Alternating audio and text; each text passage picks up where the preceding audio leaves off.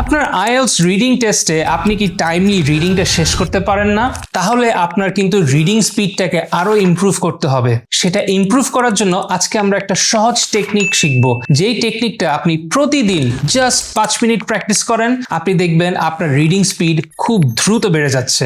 আমাদের slow reading স্পিডের একটা বড় কারণ হচ্ছে আমাদের চোখের মুভমেন্ট। আমরা কিভাবে আর্টিকেলস গুলোকে পড়তেছি, আমাদের চোখ কিন্তু বারবার মুভ করে back end fourth back end fourth back end fourth. এই চোখের মুভমেন্টটা কিন্তু অনেক ডিস্ট্রাক্টিং এবং এটার কারণে হয়তো আপনি অনেক সময় মিনিং গুলো ফাস্ট ক্যাপচার করতে পারছেন না। সো আজকে থেকে যেটা করবেন, একটা পয়েন্টার ইউজ করেন।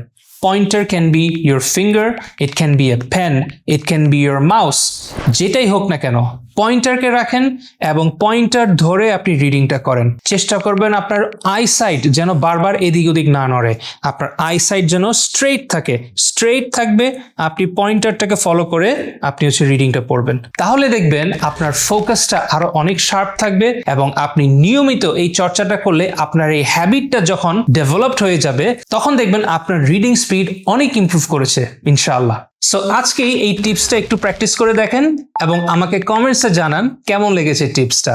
এরকম আরো ভিডিওস দেখতে অবশ্যই ফ্লুয়েন্টকে ফলো করুন।